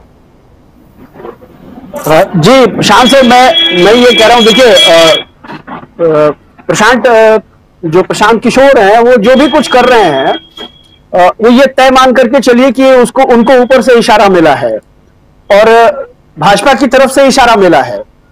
ये बहुत स्पष्ट है, इसमें कहीं कोई दो मत नहीं है। जब मैं फिर सेकंड स्पेल में बोलूंगा तो मैं थोड़ा विस्तार से बोलूंगा। आप जो कह रहे थे मैं उसकी तस्दीक कर रहा हूं कि आप एकदम श्योर रहिए कि बिना उनको ऊपर से इशारा किए वो कुछ भी नहीं कर रहे हैं। जी कह रहा हूं कि इन दोनों का पत्ता भी ऊपर से कट गया है। नीतीश कुमार चेहरा नहीं, इन दोनों का पत्ता कट गया है क्योंकि प्रशांत किशोर ने इनके ऊपर आरोप लगा दिए हैं। तो ये सब चीजें बिहार में हो रही हैं। तो एनडीए के खेमे में भी एक परेशानी तो है। उनका सबसे बड़ा जो मुद्दा है या सबसे बड़ा आधार इस चुनाव में वो चुनाव आयोग है, जिसको राहुल गांधी ने पूरी तरीके से उसकी जो विश्वसनीयता है उस पर हमला कर दिया है। जी बिल्कुल बिल्कुल। इस बीच एक अपडेट देना चाहता हूं। दिल्ली दंगों से रिलेटेड जो 5 आरोपियों की याचिकाएं लगी हुई हैं, जिस पर सुनवाई 7 तारीख पहले लिस्ट की गई थी 7 अक्टूबर को। आपको याद होगा परसों सुनवाई हुई है। उमर खालिद, शर्जिल इमाम, मीरन हैदर, उनके अलावा गुलफिशा फातिमा, ये तमाम जो 5 लोग हैं, सिफाउर रहमान है उसमें, ये पांचों की सुनवाई अब 7 को नहीं बल्कि 27 को होगी।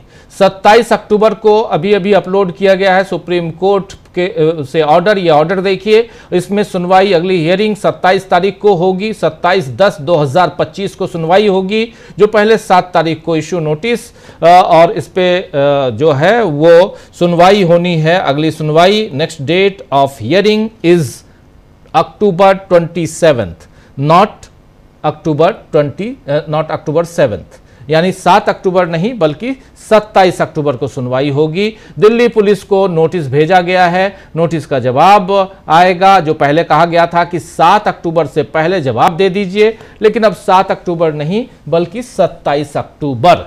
तो 27 अक्टूबर। और उधर कपिल सिब्बल कल कह रहे थे कि हम चाहते हैं कि हमारे इन लोगों को जिनके लिए मैं केस लड़ रहा हूं, उनको दिवाली से पहले बाहर आने का मौका मिल जाए। लेकिन ये अब सुनवाई ही दिवाली के बाद होगी, छठ के बाद होगी।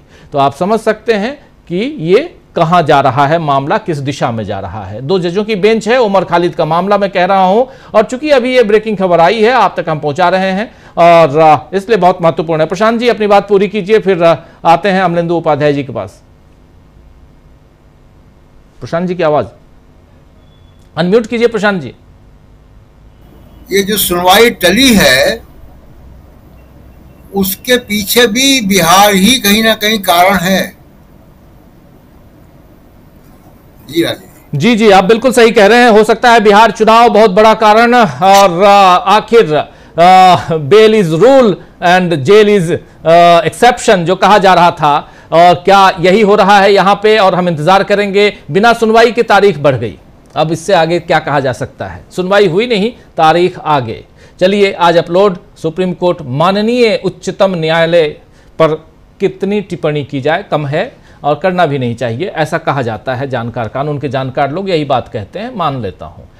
अमलेंदु उपाध्याय जी जरा आपसे समझना चाहता हूं कि बिहार चले फिर से, उधर बिहार में जो कुछ चल रहा है और उसमें कांग्रेस के लोग काफी जोश में दिखाई दे रहे हैं। जो पहले कह रहे थे फर्राद शाकिब जी कि आज भी कांग्रेस के जो युवा नेता हैं वो गए थे घेराव करने के लिए मुख्यमंत्री आवास का, वहां लाठियां भाजी गई उनके ऊपर। एक जोश तो दिखाई दे रहा है, लाठियां खाना अपनी जगह पे है, लेकिन कम से कम जो 2200 कार्यकर्ता इकट्ठा नहीं होते थे, 2000 कार्यकर्ता इकट्ठा नहीं होते थे, आज कांग्रेस पार्टी दिल्ली से चल के बिहार पहुंचकर सदाकत आश्रम में अब कल CWC की बैठक करने जा रही है।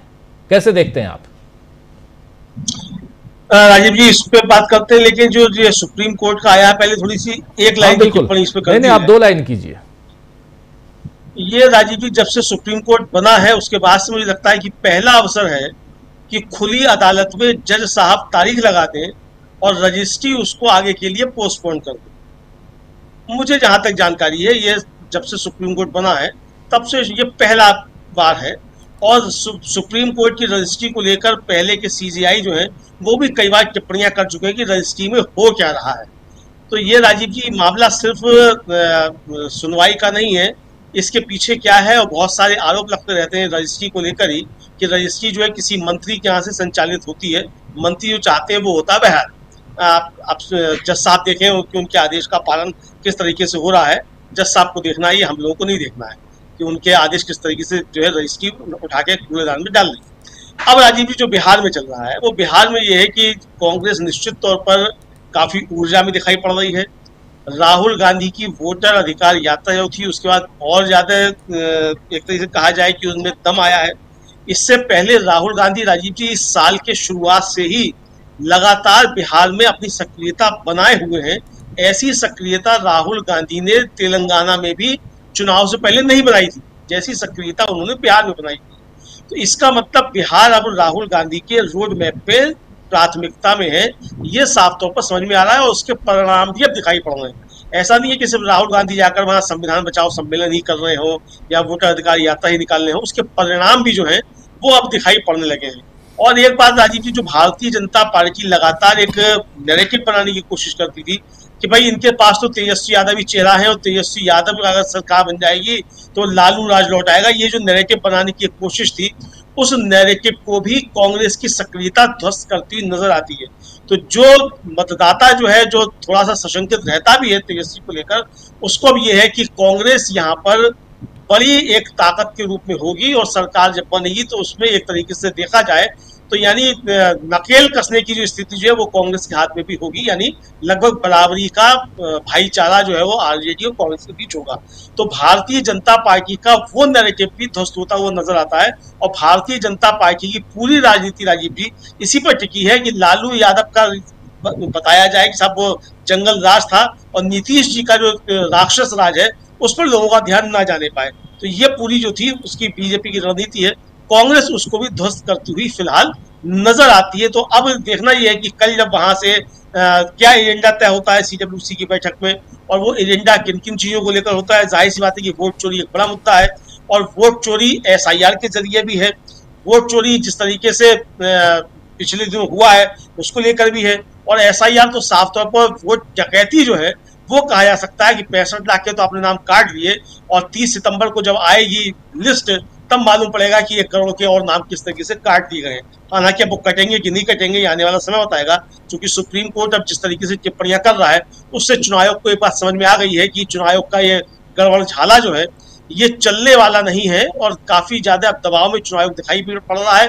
जनता का भी दबाव है, राहुल गांधी की राजनीति का दबाव है, और सबसे बड़ी बात यह है कि अब सुप्रीम कोर्ट भी आंखें तरेरता हुआ चुनाव की तरफ नजर आ रहा है।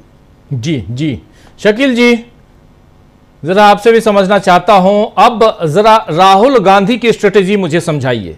राहुल गांधी लगातार अब एक जिस दिन से उन्होंने जेन ज़ी लिखा है, जरूर ये दिखाई दे रहा है कि भाजपा के लोगों में परेशानी बढ़ गई है जेन ज़ी शब्द आते ही, लेकिन स्ट्रेटेजी क्या है, क्या प्लान है? सबसे पहले जो भी आपने बताया तारीख बढ़ने की बात, जी जी देखिए हालत आज ये हो गई है सुप्रीम कोर्ट की कि चंद्रचूड़ को चीफ जस्टिस ऑफ इंडिया निवृत्तमान को सफाइयां देना पड़ रही है, उन्हें बैलेंस करना पड़ रहा है। वो ये टीवी पे आके बता रहे हैं कि अगर मैंने अर्नब गोस्वामी को जमानत दी तो मैंने जुबैर को भी दी थी। बेहद शर्मनाक बात।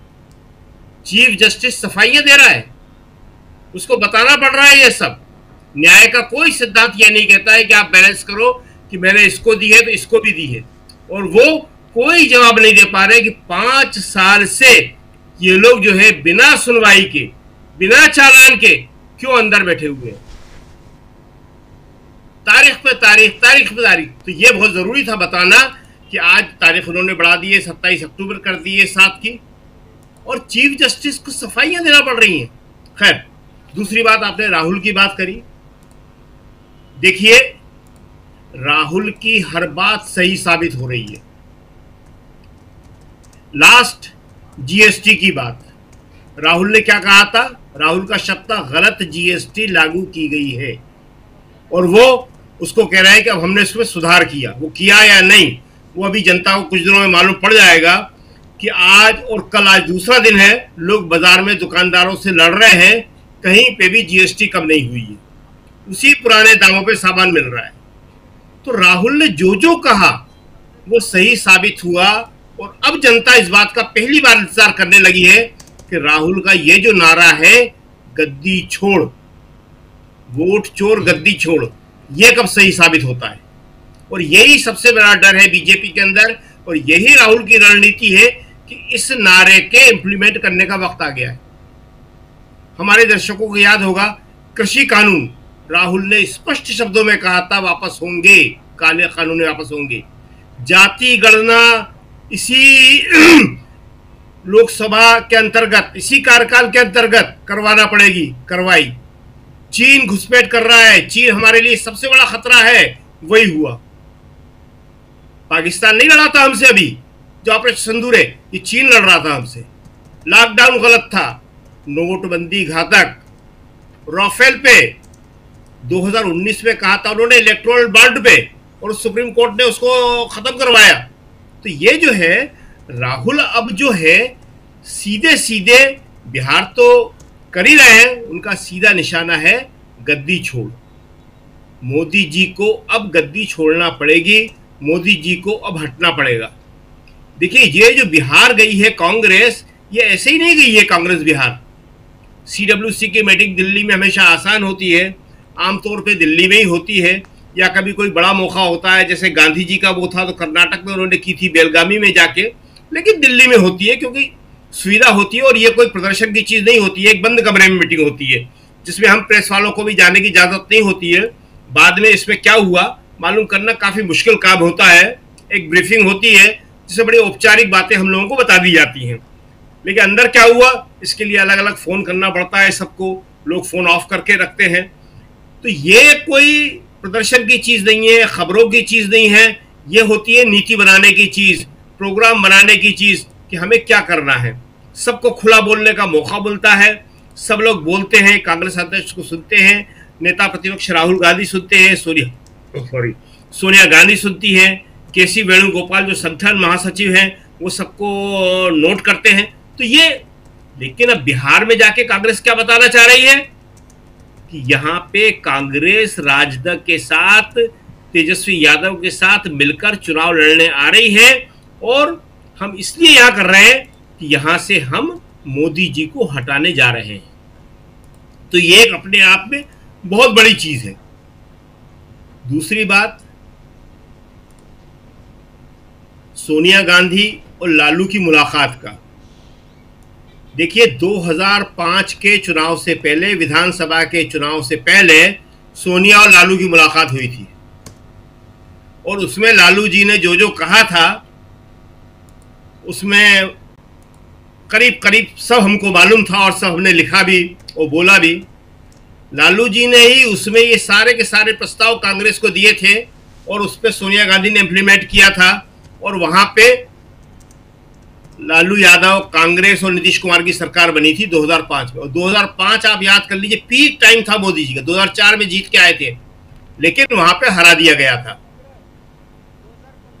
2015 राइट, 2015 बिल्कुल सही, 2015 में ये अगर लालू जी और सोनिया जी की मुलाकात होती है तो निश्चित ही रूप से जो सीट शेयरिंग का मुद्दा है और ये सारे मुद्दे हैं जिन पे एक जबरदस्ती का मीडिया में माहौल खड़ा किया जा रहा है, अंदर कुछ भी ऐसा नहीं है, क्योंकि लालू यादव को भी मालूम है, तेजस्वी को भी मालूम है कि ये चुनाव हर हाल में जीतना है और इन छोटे मोटे मुद्दों को दूर करना है। तेजस्वी का सलाहकार कौन है, इस पे भी सवाल उठ रहे हैं, कौन क्या कर रहा है, इस पे भी सवाल। ये सब मुद्दे जो है नॉन इशू है जिसे कहते हैं, इनका कोई इशू नहीं है। इशू केवल वहां पे एक है कि एसआईआर जो किया है वो बिहार के लोगों के खिलाफ है, वोट के अधिकार के खिलाफ है, और इस एसआईआर के बावजूद अगर ये ठीक नहीं करती है, देखते हैं 30 सितंबर तक क्या होता है, कितने लोगों के नाम जोड़े जाते हैं और ज्यादा काटे जाते हैं, फाइनल लिस्ट कौन सी आती है, सुप्रीम कोर्ट आगे क्या कहता है। लेकिन बावजूद उसके हमें इतनी बड़ी तादाद में वोट डालने जाना है कि वहां पे बीजेपी नहीं आ पाए। तो ये सारे के सारे मुद्दे हैं जो सबसे बड़े हैं। दूसरा, मोतिहारी की रैली एक बहुत बड़ी चीज है जो 26 तारीख को होने जा रही है, और ये मोतिहारी में रैली का फैसला पहले नहीं था। ये फैसला अपने आप में ये बताता है कि वहां पे कांग्रेस कितनी गंभीरता से काम कर रही है और राजद के साथ और बाकी सारे सहयोगी दलों के साथ मिलकर चुनाव लड़ने जा रही है। जी राजीव जी। जी जी बिल्कुल बिल्कुल। इस बीच उधर UN United nation general assembly की जो बैठक चल रही है उसमें अमेरिकी राष्ट्रपति ने कहा है कि हमने 7 युद्ध रुकवाए, 7, भारत और पाकिस्तान का युद्ध भी उसमें था। तो यूनाइटेड नेशन में भी राष्ट्रपति डोनाल्ड ट्रंप ने नरेंद्र मोदी को झटका दे दिया है। वहाँ पे उन्होंने साफ साफ अपने भाषण में कहा है कि भारत और पाकिस्तान के साथ साथ 7 युद्ध मैंने रुकवाए। जब से वो आए हैं, अपनी कुर्सी पर बैठे हैं, उसके बाद से नोबेल चाहिए उनको, 7 नोबेल चाहिए। खैर ये तो नोबेल चाहते हैं वो, मगर उन्होंने ये बात कही कि 7 युद्ध हमने रुकवाए हैं, जिसमें भारत और पाकिस्तान के युद्ध भी हैं, और ये युद्ध अगर नहीं रुकवाते तो लाखों की जान चली जाती। यहाँ नरेंद्र मोदी को झटका लगता है ऐसी चीज़ों पे, आप जानते हैं। लेकिन खैर आगे बढ़ते हैं जरा प्रफुल्ल जी आपके पास फिर से, और चर्चा यही जरा राहुल गांधी की स्ट्रेटेजी मैं समझना चाहता हूं, जो शकील जी से भी समझना चाहता था, आपसे भी समझना चाहता हूं राहुल गांधी की स्ट्रेटेजी। क्योंकि यहां से कल जो कुछ होगा CWC की बैठक में, जो होता है बंद कमरे में बैठक होती है, अभी शकील जी बता रहे थे, उसके बाद ब्रीफिंग होती है, ब्रीफिंग कल भी होगी, हम आप तक पहुंचाएंगे मीडिया से जो बातें बताई जाएंगी। लेकिन स्ट्रेटेजी क्या हो सकती है, कैसे युवाओं को जोड़ने की बात, वोट चोर गद्दी छोड़, ये मामला जो है क्या चुनाव जिताऊ मुद्दा बन चुका है? क्योंकि आखिर एंड ऑफ द डे चुनाव वोटिंग होने के बाद भले वहां ज्ञानेश कुमार रहे या राजीव कुमार रहे या कोई और कुमार आ जाएं, लेकिन विपक्ष को, राहुल गांधी को तो जीत चाहिए, और उसके लिए क्या है स्ट्रेटेजी?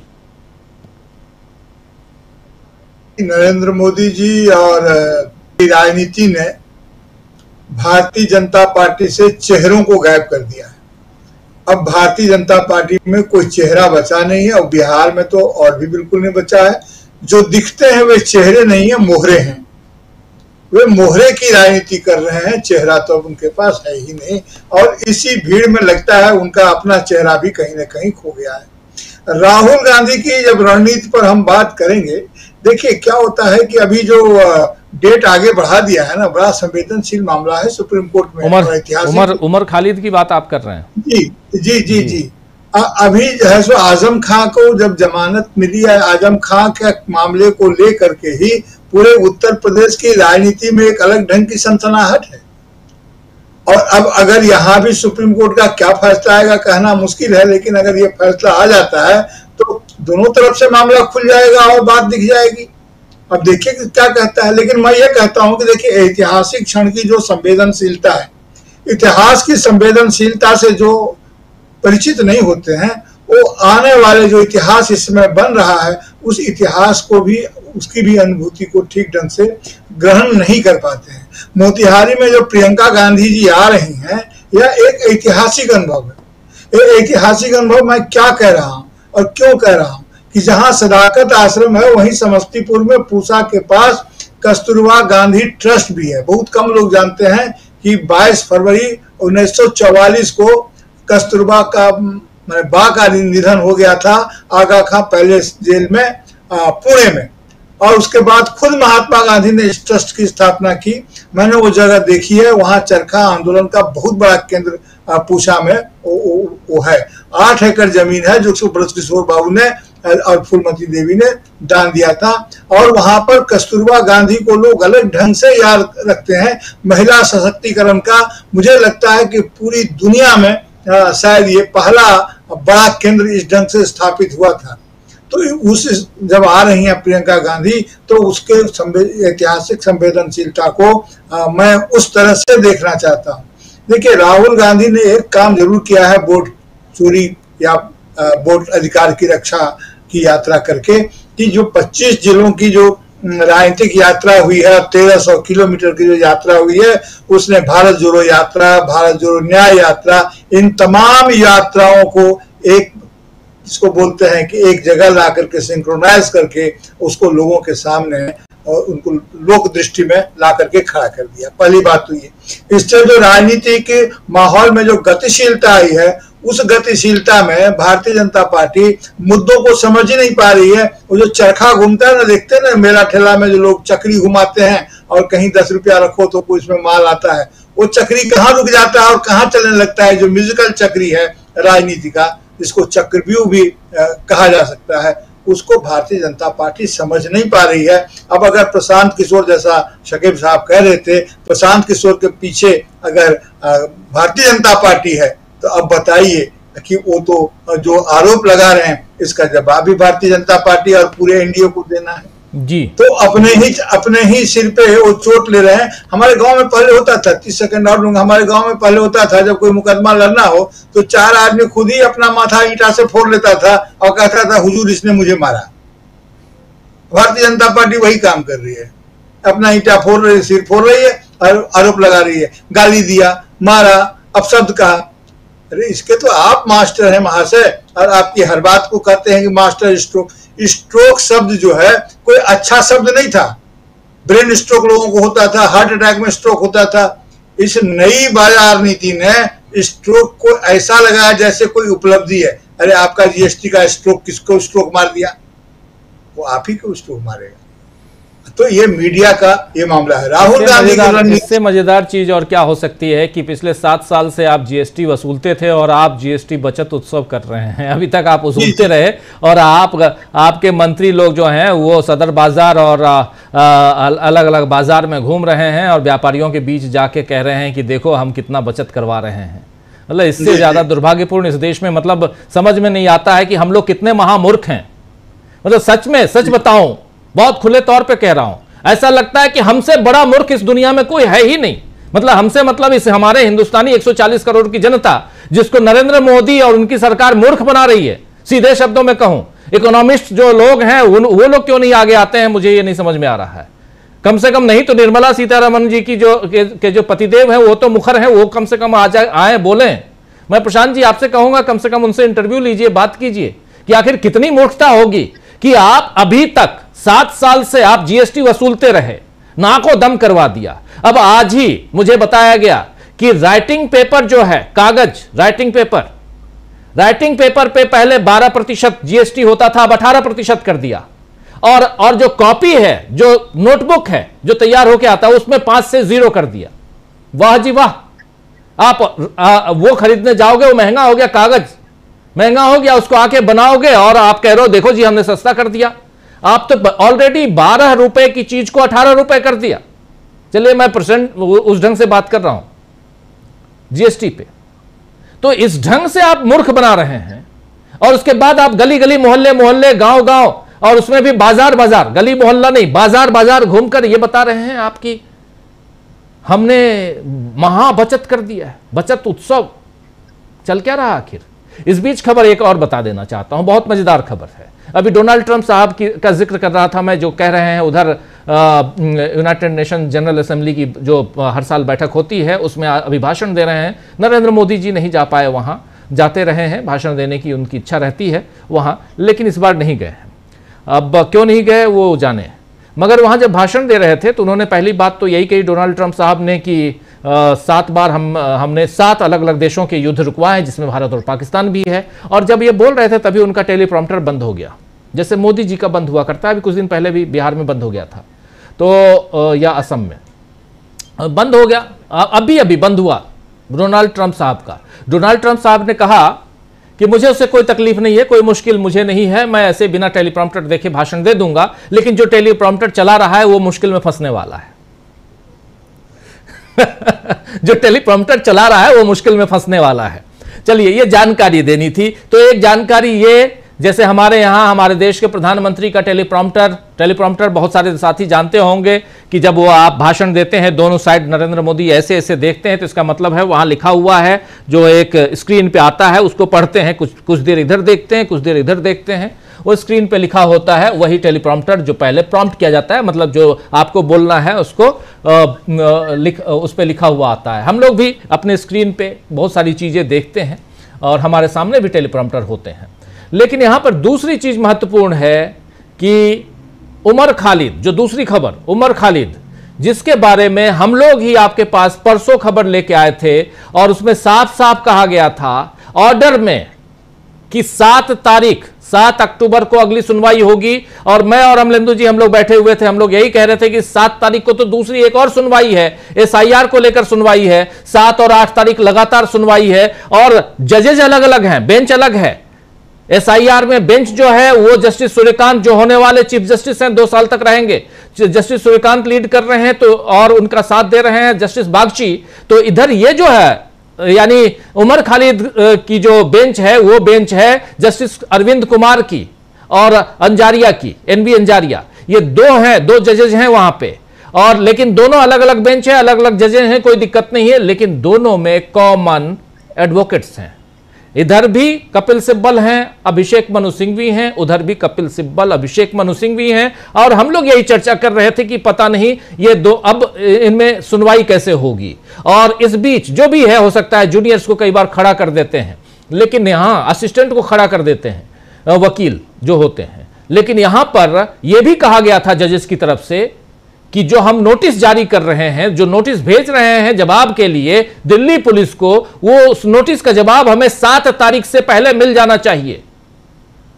लेकिन अभी जो अपलोड किया गया है, आज अपलोड किया गया सुप्रीम कोर्ट के वेबसाइट पर, और उसमें बताया जा रहा है, जो ऑर्डर अपलोड किया गया है उसमें बताया जा रहा है अब यह सुनवाई 27 तारीख को होगी, 27 अक्टूबर को होगी। कपिल सिब्बल ने रिक्वेस्ट किया वहां पे कि मिलॉर्ड दिवाली से पहले हम बाहर आ जाएं, हम मतलब जो इनके क्लाइंट हैं, मौकिल हैं, वो बाहर आ जाएं, इसलिए आपसे आग्रह है कि इसकी सुनवाई कीजिए। मिलॉर्ड ने कहा बिल्कुल सुनेंगे, आप निश्चिंत रहिए, कोशिश करेंगे, आ जाएं, बिल्कुल रफा दफा हो जाएगा। 27 तारीख, दिवाली 20 को है, 20 और 21 को दिवाली है। चलिए, ये बहुत इंपॉर्टेंट है। इस देश में मानवाधिकार नाम की भी चीज होती थी कह रहा हूं। National human rights commission NHRC अब क्या कर रहा है आप लोग जानते होंगे। बहुत नजदीक से हम लोग जुड़े रहे, बहुत चीजों को देखते रहे वहां भी, लेकिन अब साफ है। चलिए, ये बातें यहां दुखद पहलू है जो आप लोगों से शेयर करना चाहता था, शेयर कर रहा हूं। आप लोग अपनी बात आगे बढ़ाइए। जरा प्रफुल्ल जी, आप अपनी बात रख रहे थे, उसको खत्म करें और फिर आगे बढ़ते हैं। प्रशांत जी के पास आता हूं। बात खत्म ही हो गई है, बस 25-30 सेकंड। राहुल गांधी इसमें में रोशनी की राजनीति कर रहे हैं। आपने बहुत महत्वपूर्ण मुद्दा बताया। राहुल गांधी इसमें में रोशनी की राजनीति कर रहे हैं। रोशनी की राजनीति करने का मतलब है कि प्रत्येक वस्तु को वह पहचानवा नहीं रहे हैं, बल्कि रोशनी कर दे रहे हैं। और आंख खुली रहे तो आदमी पहचान जाएगा कि कौन क्या चीज है। वे लोगों की प्रज्ञा को सामने लाने की कोशिश कर रहे हैं, मताधिकार को जागृत ही नहीं सचेत भी कर रहे हैं।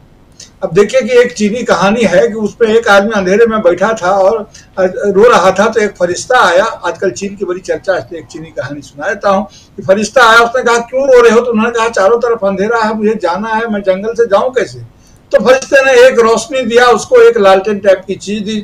मेरा ऐसा आरजेडी की तरफ से नहीं है, लेकिन एक लालटेन टाइप की चीज दी थी वो उसमें कहानी में। तो उसने देखा, फिर आया, तो थोड़ी देर बाद फिर फरिश्ता आया, देखा कि वो रो रहा है, फिर बैठ के कहा क्यों रो रहे हो? अब तो रोशनी दिया, बोला कि इसकी जो परिधि बहुत कम है, 2 कदम चलता हूं फिर अंधेरा हो जाता है। तो उसने कहा कि अगर रोशनी में चलना है तो इस लालटेन को हाथ में उठाओ और तब चलो आगे, जहां जहां जाओगे रोशनी जाएगी। उस आदमी ने रोशनी को हाथ में उठाया और जब वो चलने लगा तो उजाला उसके साथ साथ चलने लगा। तो राहुल गांधी इसकी राजनीति कर रहे हैं। मैं फिर आपको याद दिलाऊं, मैं बड़े यकीन के साथ कहता हूं कि आरजेडी का चुनाव चिन्ह लालटेन है। मैं इसको उस राजनीति से जोड़कर लालटेन की चर्चा यहाँ नहीं की है, मैंने चीनी कहानी सुनाई है। राहुल गांधी उस लालटेन की राजनीति को लोगों के हाथ में थमा रहे हैं। हाथ अपना है, लालटेन साथ का राजनीतिक गतिशीलता को एक नया आयाम जरूर देंगे। सर जी बिल्कुल बिल्कुल। प्रशांत जी, बहुत सारी खबरें अपडेट भी हो रही हैं बीच बीच में, लेकिन मुद्दा जो है राहुल गांधी का नया प्लान और नया प्लान में सबसे बड़ी बात युवाओं को, जेनजी और इन सब से, और ये बात यहां आज मैं बार बार इसलिए लेके आ रहा हूं क्योंकि कल कांग्रेस वर्किंग कमेटी की बैठक है, वो भी पटना के सदाकत आश्रम, ऐतिहासिक जगह।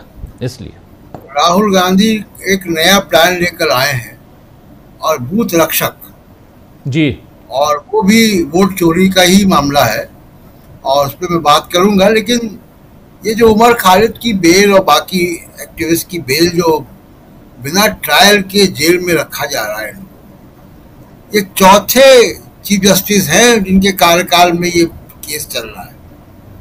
ये यूयू ललित के कार्यकाल में आया, वो रिटायर हो गए, उनका कार्यकाल छोटा था। उसके बाद धनंजय चंद्रचूड़ आए, सफाइयाँ दे रहे हैं रोज, और चंद्रचूड़ साहब रिटायर हो गए, 2.5 साल करीब रहे। उसके बाद संजीव खन्ना आए, वो रिटायर हो गए। अब ये मौजूदा जस्टिस गवई हैं, ये जस्टिस जिनके सामने ये बेल आई है। चंद्रचूड़ साहब दुनिया भर की बातें कर रहे हैं और ये नहीं कह रहे हैं कि वो मास्टर रोस्टर वही थे। वो बेला त्रिवेदी की कोर्ट में केस इसीलिए लगा रहे थे कि उनको मालूम था कि बेला त्रिवेदी सरकार के विरुद्ध जाके फैसले नहीं करती है। बेला त्रिवेदी का इतिहास रहा है, वो नरेंद्र मोदी की सरकार में वो थी, लॉ सेक्रेटरी थी गुजरात में। लेकिन ये सब बातें हमको बड़े साफ साफ सुप्रीम कोर्ट के बारे में भी करनी चाहिए। भारत का संविधान हमको ये अधिकार देता है और ये कहता है कि कोई भी होली काऊ नहीं है, सब पे सवाल खड़े होने चाहिए। सुप्रीम कोर्ट की ऑब्जेक्टिविटी पे, सुप्रीम कोर्ट की न्यायप्रियता पे सवाल खड़ा है कि अगर आप अर्नब गोस्वामी के लिए रात के 8 बजे सुनवाई कर सकते हैं तो 5 साल तक बिना ट्रायल के कैसे रखा हुआ है, बिना। और खुद ही इन्हीं का मुहावरा है कि जस्टिस डिलेड जस्टिस डिनाइड। अगर किसी मुकदमे में देर होती है तो उसका मतलब है कि आप न्याय नहीं कर रहे हैं जी। ये कौन सा न्याय हो रहा है? और हम कैसे बचाएंगे सुप्रीम कोर्ट को? हम किसी का घर कैसे बचाएंगे जब वो घर का मालिक ही अपने घर को तोड़ रहा है? हम बाहर लेके कैसे बचा सकते हैं? बहुत शर्मनाक है, भारत की जुडिशरी के लिए बहुत शर्मनाक है। और इसका संदेश सीधे जाता है हाई कोर्ट्स में, लोअर कोर्ट में, जहां से बहुत अजीब अजीब फैसले आ जाते हैं। अभी देखिए वो यूट्यूब का एक अजीब फैसला आ गया था, तो खैर ठीक हो गया बाद में 2 दिन बाद, लेकिन ये फैसले तभी आते हैं अजीब। तभी जजों को मोर के आंसू से मोरनी को प्रेग्नेंट करने का ज्ञान प्राप्त होता है। ऐसे तो जज है हमारे देश में। ये कैसे न्याय होगा? इतनी संवेदनहीनता अगर समाज न्याय की अदालतों में होगी तो न्याय कैसे होगा? अब राहुल गांधी का जो बूथ रक्षक प्लान है, देखिए वो बड़ा इम्पोर्टेंट है। वो कम मार्जिन में जो सीटें हारी हैं कांग्रेस पार्टी, वहाँ उन्होंने कुछ 5 लोकसभा में और कुछ विधानसभा में बूथ रक्षक बनाए। वो कई बूथ को मिला के एक बूथ रक्षक को डेटा कलेक्ट कर रहे हैं। वो भी एक सामने आएगा फैक्ट फाइंडिंग। तो ये जो वोट चोरी का मामला, उसके कई आयाम पे कांग्रेस पार्टी और राहुल गांधी काम कर रहे हैं और वो लगातार इलेक्शन कमीशन को जो है वो परेशान करते रहेंगे जब तक election commission objective election commission ना बन जाए, वो एक पार्टी के तौर पे बिहेव करना ना छोड़ दे। दूसरा बात, बिहार के चुनाव में इंडिया गठबंधन राहुल गांधी के पास एक मुद्दों का बैंक है, चाहे वो लालू प्रसाद यादव हो, तेजस्वी यादव हो, दूसरी पार्टियां हो, उन सब के पास एक मुद्दों का बैंक है। वो सामाजिक न्याय का मुद्दा है, वोट चोरी का मामला है, बिहार के विकास का मामला है, युवाओं का मामला है। राहुल गांधी अपनी यात्रा के दौरान युवाओं से मिलते रहे, अलग अलग मिलते रहे, वीडियो आए। और इसी बीच ये बता दें कि जो अभी आप चर्चा कर रहे थे कि जीएसटी के मामले पर बाजार ये मंत्री घूम रहे हैं, ये आइडिया भी राहुल गांधी का ही है। वो गए थे किराना स्टोर और उन्होंने जनरल मर्चेंट वहां पे सामान सेल्समैन की तरह थोड़ी देर काम भी किया था और वहां से उनको पता चला था कि कितनी केवल जीएसटी का कंज्यूमर को नहीं, दुकानदार के ऊपर भी आफत है। वो आफत कम नहीं हुई है, जो उसको 70 कंप्लायंसेस हैं, जो उसकी रिटर्न फाइलिंग है वो इतनी कॉम्प्लिकेटेड है। एनीवे, तो मुद्दों का एक बड़ा बैंक इनके पास है जो नीतीश कुमार या एनडीए नहीं कर सकता। जैसे सामाजिक न्याय की बात मोदी जी नहीं कर सकते, 50% की ऊपर की लिमिट बढ़ाने की बात वो नहीं कर सकते। बिहार को इसकी जरूरत है। बिहार तो मंडल की भूमि है, मंडल जी खुद भी वही बिहार के ही थे, तो बिहार वहाँ की भूमि है सामाजिक न्याय की। तो ये जैसे अभी कास्ट सर्वे आया, कास्ट सर्वे क्या कह रहा है कि बिहार में भूमिहारों की संख्या 3% से कम है, 2.8 समथिंग है, और उनकी जो लैंड ओनरशिप है 39% है। जो 85% बिहार है उसके पास 15% भी लैंड नहीं है। तो ये मुद्दे नीतीश कुमार खुद भी नहीं उठाएंगे और ना ये मुद्दे मोदी जी उठा सकते हैं। तो केवल वो बहकाने वाला काम होगा। तो सामाजिक न्याय का एक बड़ा मुद्दा कांग्रेस के पास है, महागठबंधन के पास है, और लालू प्रसाद यादव तो सामाजिक न्याय के केवल बिहार में नहीं पूरे देश में वो सबसे बड़े नेता हैं इस वक्त, और इसलिए बड़ा उनके बीजेपी के लिए मुश्किल होगा। और हमारी निगाहें जरूर होनी चाहिए जब दशहरे के दिन मोहन भागवत क्या बोलते हैं, वो कुछ नया एजेंडा बीजेपी को बिहार के इलेक्शन में दे सकते हैं, इस पर भी ध्यान होगा। और एक आखिरी बात, मैं असम की बात करना चाहता हूँ कि देखिए बहुत लोकप्रिय संगीतकार, बहुत टैलेंटेड, उनकी बहुत दुखद मौत हुई सिंगापुर में, जुबिन गर्ग, और उनकी लोकप्रियता के बारे में उनके मरने के बाद लोगों को पता चला, और किस तरीके से असम में लोग, युवा सड़कों पर हैं उनकी अंतिम यात्रा के समय, अंतिम संस्कार में भी, और वो क्या शख्सियत थे सामने आ रहा है।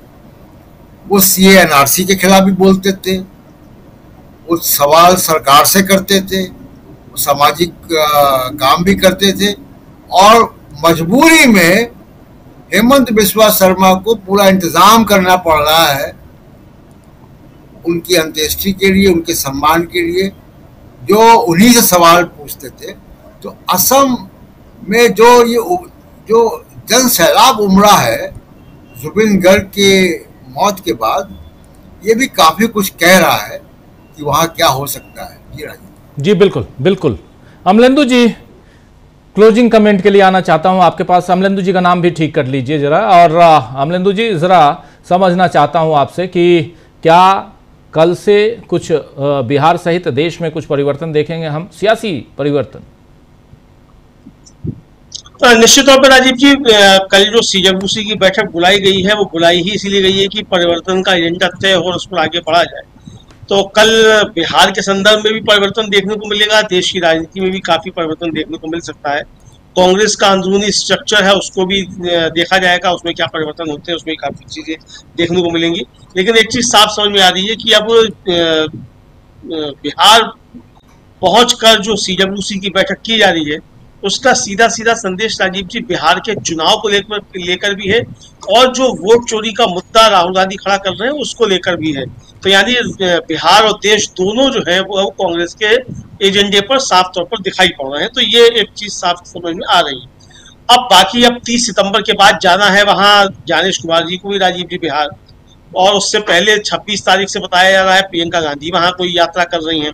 तो अब देखना ये होगा कि राहुल गांधी के और सीडब्ल्यूसी की बैठक के बाद और प्रियंका की रैली के बाद ज्ञानेश कुमार जब बिहार पहुंचते हैं तो ज्ञानेश कुमार वहां क्या बात करते हैं, क्योंकि जब जाएंगे तो मीडिया से बात तो करनी ही पड़ेगी। तो बिहार को लेकर बहुत सारे सवाल ज्ञानेश कुमार जी से चुनाव आयोग से हैं और 30 सितंबर तक राजीव जी वो ड्राफ्ट जो है वो भी फाइनल आ चुका होगा वोटर लिस्ट का। तो सवालों की झड़ी भी बहुत तगड़ी होगी ज्ञानेश कुमार जी के सामने। तो इसलिए जो है मुझे लगता है कि 30 सितंबर के बाद की तैयारियां भी कल से ही शुरू हो जाएंगी। जी जी बिल्कुल। चलिए बहुत बहुत शुक्रिया आप तमाम साथियों का, प्रशांत जी आपका, शकील जी आपका, प्रफुल्ल कोलखियान जी, अमलेंदु उपाध्याय जी और साथ में जुड़े थे फर्रा शाकिब जी, आप सबका बहुत शुक्रिया, बहुत धन्यवाद। और आप तमाम साथी आप सबका भी शुक्रिया अदा करता हूँ। अमर सिंह सिसोदिया हमारे साथ हैं, मनोज जी हमारे साथ बने हुए हैं, पूरन पाटीदार साहब, उमर अली साहब,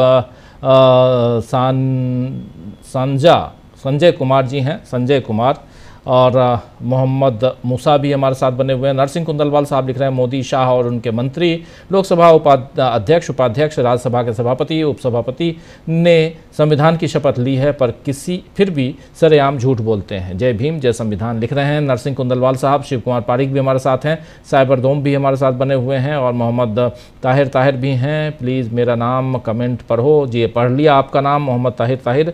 और अफसर अली साहब हैं जो कह रहे हैं अंधेर नगरी चौपट राजा टके शेर GST टके शेर अदानी अमृतकाल ज़मीन सस्ती हो गई, 1 रुपये एकड़